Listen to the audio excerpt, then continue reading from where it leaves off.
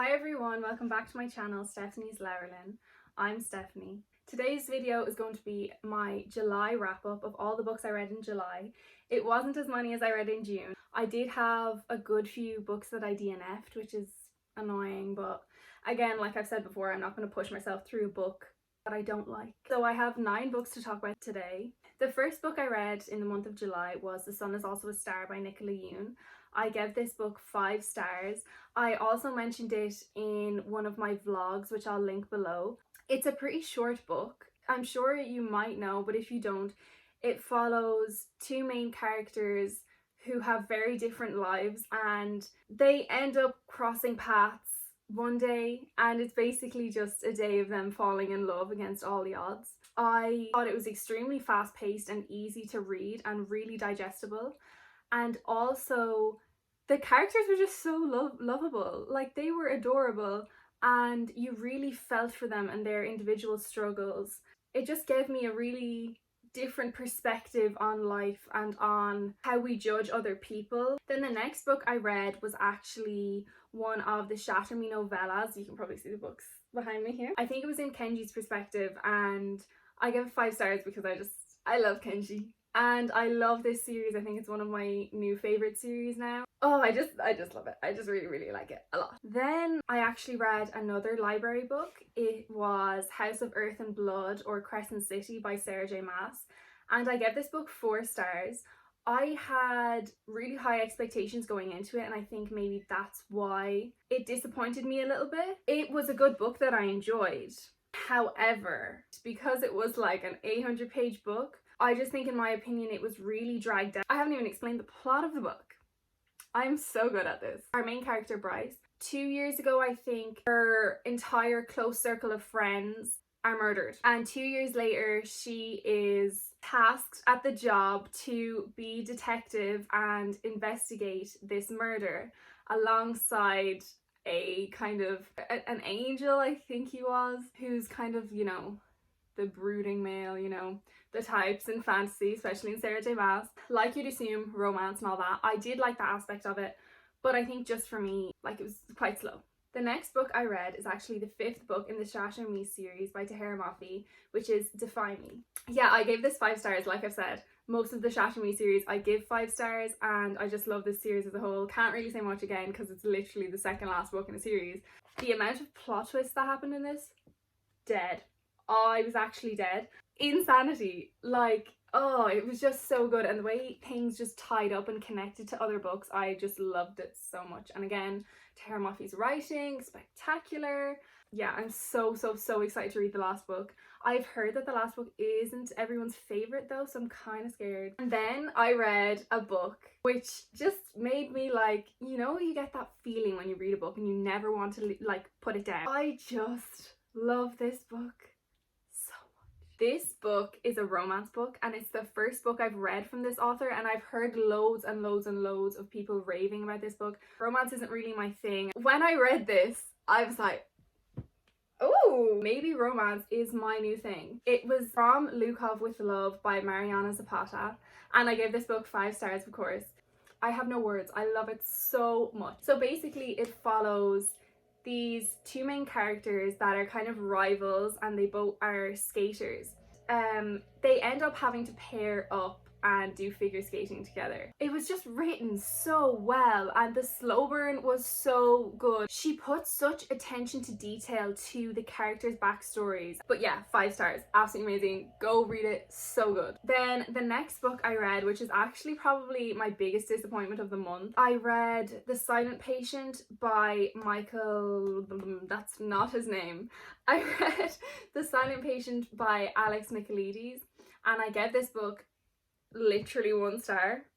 If you want to see my live reactions and my thoughts on it, go watch my 24-hour readathon. I read it in that video, and I have opinions. It's a thriller book, and it follows our main character, who is gone mute after she shot her husband like a bunch of times in the face. That's really all you need to know. Moving on.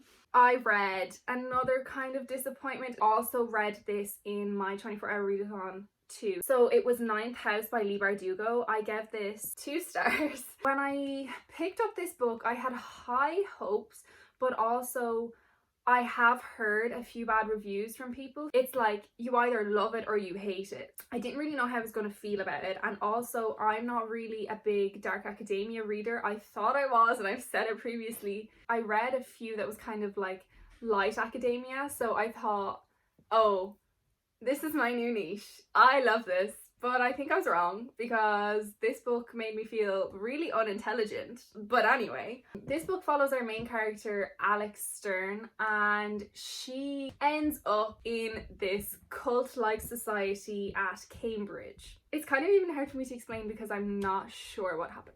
I did like the characters, not necessarily the main character. Another main character kind of that I liked, and I really wanted to find out more about him. Yeah, I just found it really confusing, like really confusing. And it was flashbacks in time, which I usually like and I know can be disorienting when you're reading, but it was just like over the top confusing. Like, I liked some of the actual aspects of the fantasy part, like the magic part was quite interesting for me.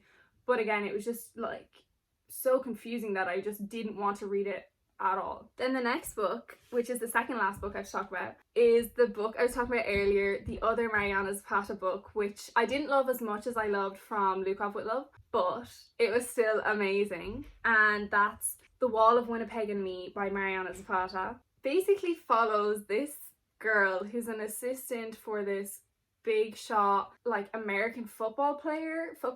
I don't really know what exactly he does, but he's a sports lad and he's really famous, but he's really standoffish and he's really grumpy and like he doesn't speak much. They end up having to kind of get married. The slow burn, again, like I said, literally the slowest burn ever. Like, you don't even get anything until the bare end of the book. I really loved, again, both characters individually and their backstories. I thought that it was really well written, and again, such attention to detail, and I really just enjoyed the way issues were addressed and that they weren't kind of like, oh, I'm in love now, all my problems are gone. It feels, you know, made me feel really cozy. Go read it for a good time. Then the last book I read in the month of July was a reread for me, and that is The Foxhole Court by Nora Sackvey. I think I've mentioned this on my channel before, but probably not as much as I've mentioned The Raven Cycle, but it is one of my favourite series. So I probably have explained what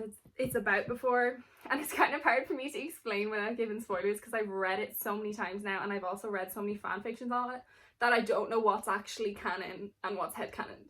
So it is a quite problematic series. There's a lot of things wrong with it, but I just love it and I love the characters. I should probably explain what it's about because I don't think I ever have.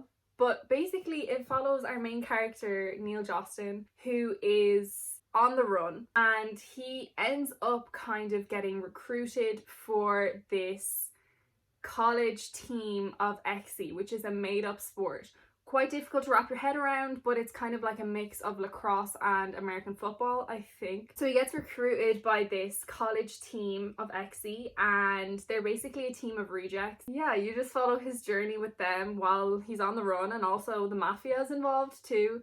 So it's a fun time. It's a really fun time. But do check the triggers before you actually read this book because there's literally loads. That is all the books I read in the month of July. So thank you for watching, and I hope you enjoyed it, and go watch my other videos if you haven't seen them already. I'll link the ones that I referenced down below. I will see you in my next video. Subscribe if you want.